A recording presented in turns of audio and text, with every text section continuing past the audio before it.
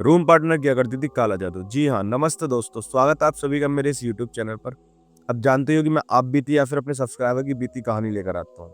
आज जो कहानी एक सब्सक्राइबर की है मेरी की, जो कि लड़की थी। उसने बताया कि उसकी रूम पार्टनर जो थी वो काला जादू किया करती थी, लेकिन उसको इस चीज़ के बारे में नहीं पता थी। काला जादू किस प्रकार होता है, किस प्रकार किया जाता है, ये तो उसको भी नहीं पता थी। अब जो उसके साथ हुआ वो बहुत ज़्यादा धला देने वाला था। तो मैं देरी ना करते हुए मेन टॉपिक पर आ जाता हूँ। वो लड़की नोएडा शिफ्ट हुई थी। नोएडा का एक हॉस्टल था, जिस हॉस्टल में वो रह रही थी। अब हॉस्टल में रहना देखो नॉर्मल सी बात है, लेकिन कहा जाता है ना हॉस्टल में 3-4 लोग रहते हैं एक रूम में। उसने थोड़े पैसे दिए, उसने कहा कि मैं ऐसे रूम में रहूँगी जिसमें कि मेरे साथ सिर्फ एक इंसान रहे। अब ये चीज़ उसको कितनी मन में बानी थी, कितनी नहीं बानी थी, ये तो उसको भी नहीं पता थी।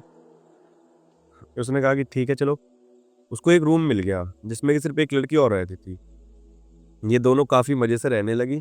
कुछ दिन बीते, ये देखती है कि इसके चेहरे पर एक अलग-सा ही उम्र ढलने का फ़ील सा है। अब ये कहती है यार ऐसे कैसे हो सकता है? यार जो मेरी तो कोई उम्र भी नहीं है। अब उसको क्या पता थी उसके कपड़ों पर काली क्रिया की जा रही है। और काली क्रिया किस प्रकार की जा रही है वो देखो। अब उसके बाद जो हुआ, उस लड़की ने ना सोचते हुए एक रोज़ नोटिस किया कि उसके जो कपड़े हैं वो काफ़ी गायब हो चुके हैं। कभी ऊपर की ड्रेस गायब हो रही है तो कभी नीचे की ड्रेस गायब हो रही है। अब बात यहाँ तक नहीं आती जब अंडरगारमेंट्स गायब होने लग जाते हैं। वो कहती है यार जा कहाँ रहा है आखिर? मेरे रूम में कोई आता नहीं है। ये बस इकलौती रूम पार्टनर है और ये ऐसा काम करेगी नहीं, क्योंकि इन दोनों के अंदर काफ़ी अच्छी बॉन्डिंग हो चुकी थी। अब अच्छी बॉन्डिंग जो होती है, ये इस चीज़ को जताती है कि यार ऐसा नहीं हो सकता। अब नहीं हो सकता ये तो वहीं पता चलेगा। अब जो हुआ उसके बाद वो दहला देने वाला था। कुछ दिन और बीते। अब चेहरे पर बुढ़ापे के साथ-साथ उसको अजीबो-गरीब सपने भी आने लगे। जैसे कि कभी कोई आ रहा है, उसकी गर्दन को दबा रहा है।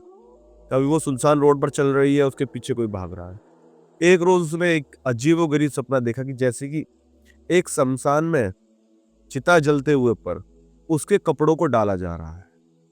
अब एक साथ इस चीज़ को देख के उसकी आँख खुल जाती है रात में। वो जाती है शीशे के सामने खड़ी हो जाती है और अपने चेहरे को पोंछने लग जाती है। अब चेहरे को पोंछते-पोंछते वो देखती है कि उसके पीछे से कोई गुज़रा है। अब उस बाथरूम से वो बाहर को आती है, रूम में बाथरूम बना हुआ था। वो देखती है साला कोई तो होता नहीं है। अब ये थोड़ी डर जाती है। छोटी वाली रूम की लाइट ऑन करके सो जाती है। उसको रात भर तो नींद नहीं आती। वो अगली सुबह उठती है, तो वो कहती है यार ये आखिर हो क्या रहा है? वो अपनी रूम पार्टनर को बताने लग जाती है कि देखो मेरे साथ ऐसा कुछ हो रहा है। वो कहती है अरे ऐसा तो मेरे को भी सपने आते हैं। उसने झूठ बोल दिया कि मुझे भी आते हैं। जिससे ये इस चीज़ को ज़्यादा गौर में ना ले और उसकी काली क्रिया इसके ऊपर पूरी तरीके से असर कर जाए। अब वो किस लिए कर रही थी ये काली क्रियाएँ, अब वो तो मुझे भी नहीं पता, उसको भी नहीं पता, पर उसके ऊपर काली क्रियाएँ हो रही थी। अब होते-होते काली क्रियाएँ इस प्रकार पहुँच जाएँगी, वो तो उसने भी नहीं सोची थी। अब कुछ दिन और बीते, कुछ दिन और ऐसे बीते कि अब उस लड़की को लगने लगा कि उसके अंदर वज़न भी कम हो रहा है। उसने हॉस्टल में अपना वज़न चेक करवाया, उसके अंदर पहले था 65 केजी वज़न, अब उसके अंदर 55 किलो बचा। उसने कहा भैंसचोद 10 किलो घट गया। 10 किलो वज़न काफ़ी ज़्यादा वज़न होता है। उसके बाद उस लड़की ने जो करा वो दहला देने वाला था। उस लड़की ने अपनी सीधा माँ को फ़ोन करा, माँ मेरे ऊपर कुछ हो गया है। माँ ये सुन के सदमे से में आ जाती है। माँ सोचती है भैंसचोद कुछ और हो गया दिख है। माँ कहती है क्या हो गया बता? माँ मेरे को डरावने सपने आते हैं और मेरा वज़न 10 किलो कम हो गया है। माँ कहती है अरे हॉस्टल में रह रही है, वहाँ खान-पीन अच्छा नहीं होता, इसलिए शायद कम हो गया हो। तो कहती है मम्मी मुझे अजीबो-गरीब सपने भी आते हैं। माँ पूछती है क्या सपने आते हैं? कभी कोई मेरा गला दबा रहा है, कभी कोई मेरे बाथरूम के डोर को नॉक कर रहा है और अभी तो हाल ही में कुछ ऐसा हुआ, मैं शीशे पर खड़ी थी रात के टाइम पर। मेरी नींद खुल गई थी और मैं शीशे में देख रही थी, ऐसे लगा जैसे पीछे से कोई गुज़रा है। जब मैं पीछे बाहर आकर देखा तो बाहर कोई नहीं था। मम्मी कहती है अच्छा ऐसी बात है तो चल घर आ जा। मम्मी मेरे सेमेस्टर चलने वाले हैं, 12 दिन करीब लगेंगे, 12 दिन में सेमेस्टर खत्म होंगे, उसके बाद ही आ पाऊँगी। तो माँ कहती है चल तो ऐसा कर ले, अपने कमरे में लोबान वगैरह जला लियो एक आध दिन, क्या पता कोई बुरी शक्ति आई है वो चली जाएगी। वो कहती है ठीक है जला लूँगी। अब उसने लोबान जलाई, तो जो उसकी रूम पार्टनर थी जो काला जादू करती थी, वो भागी-भागी वार्डन के पास गई। कहती है उसको पता थी कि अगर लोबान जलाएगी तो क्रिया काम करेंगी नहीं, कि मेरी जो रूम पार्टनर है कुछ काला जादू करती है। भाई ये चीज़ कहने के बाद वार्डन जो थी वो ऊपर आती है। वो कहती है अरे ये क्या जला रखा है, तो वो बताती है ये लोबान है, इससे रूम की एयर फ्रेश हो जाती है। वार्डन कहती है देखो ये काम यहाँ नहीं चलेंगे, ये काम अपने घर पे करना है, एयर फ्रेश के एयर फ्रेशनर यूज कर लो, पर ये चीजें नहीं चलेंगी धुआं धुआं। अब उसको बंद कर जाती है, बुझा जाती है। अब पूरे हॉस्टल में फैल गई ये वाली बात की लड़की काला जादू करती है, आग लगाती है, धुआं जलाती है। भाई मतलब खामोखा जिसने काम करा वो तो बदनाम हुई नहीं, दूसरी को बदनाम कर दिया जिसके ऊपर कर रही थी। अब वो भी शांत ना बैठने वाली। अब वो अपना सारा बैग वैग पैक करती है 12 दिन बाद, जब उसके सेमेस्टर खत्म हो जाते हैं। वो पहुंच जाती है अपनी मम्मी के पास। जब वो मम्मी के पास पहुंचती है तो अपनी मम्मी के पास जाकर कहती है, मम्मी देखकर अचरज में रह जाती है कि यार इतनी मोटी लड़की मेरी, ये इतनी पतली कैसे हो गई है। अब ये चीज उसको दहला देने वाली थी कि यार इतनी मोटी लड़की पतली कैसे हो गई। फिर माँ कहती है तू बेफिक्र रह, कल सुबह चल रहा है हम। इनके घर का ही कोई एक पंडित जी थे, उनके पास जाते हैं तो उनको सारी बात बताते हैं। पंडित जी कहता है तुम्हारी लड़की के ऊपर काली क्रिया की गई है। अब ये काली क्रिया 4-5 दिन में खत्म होगी, ऐसे खत्म नहीं हो पाएगी एक बार में। वो कहते हैं तो क्या करना पड़ेगा।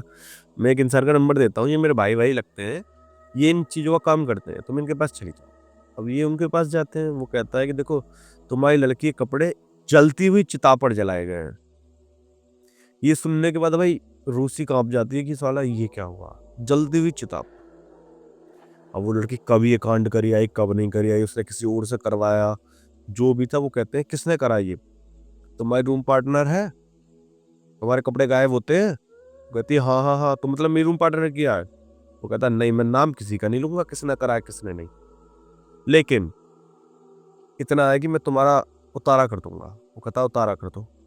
अब उतारा करने लग जाता है। वो तो एक धागा देता है कि ये धागा खुलना नहीं चाहिए। 2-3 दिन बीतते हैं। वो कहते हैं सपने तो साढ़े फिर भी आ रहे हैं, धागा क्या बांधा है इन्होंने। अब वो वापस जाती है कि सपने तो मुझे अब भी आ रहे हैं और डर भी लग रहा है मुझे। वो कहता है तो धागा ही तो दिया है मैंने, उतारे का मतलब होता है कि इफ दोबारा से ना होगा।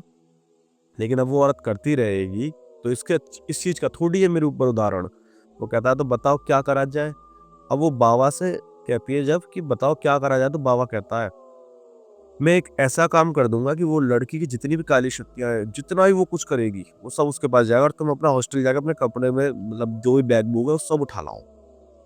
वो कहती है ठीक है चलो मैं उठा लाती हूँ। वो जाती है और इस चीज को करती है, अपना सारा सामान उठाती है और आ जाती है। अब वो सारा सामान उठा के आ तो गई, लेकिन उसके बाद उसके साथ जो हुआ, उसने कहा तुम्हारे कुछ कपड़े हैं अभी भी उसके पास है। वो कहती है कुछ करो बाबा, तुम ही कर सकते हो अब जो भी करोगे। अब बाबा कहता है चलो ठीक है मैं करता हूँ। वो एक कुछ चीज हवन ववन से जल रहा होता है, उसमें मास्क कुछ डालता है और बुरी तरह से कुछ क्रियाएं करता है। अजीब व गरीब क्रिया होती है, डरावनी क्रिया है। उसके बाद वो लड़की भी डर रही होती है, उसकी मम्मी भी डर रही होती है। वो कहता है कि अब 2 बकरे की बलि दी जाएगी, अगर तुम देने के लिए राजी हो तो 8,000 रुपए दो, वो लड़की पूरी खत्म कर दूंगा मैं उसे। उसकी जितनी बुरी शक्तियां तुम्हारे ऊपर गई थी वो सारी उसके ऊपर जाएंगी, और 8,000 रुपए अभी नहीं लूंगा, बलि तो अभी चढ़ाने के लिए बोल दूंगा, लेकिन चढ़ाऊंगा जब काम पूरा हो जाएगा। वो कहता है ठीक है। लड़की लड़की मान जाती है, लड़की की माँ भी मान जाती है। अब दोनों जनी घर आ जाती है। कुछ दिन बीतते हैं, लड़की बिल्कुल ओके हो जाती है, वापस से फल फूलने लग जाती है, चेहरे पर ग्लो आने लग जाता है।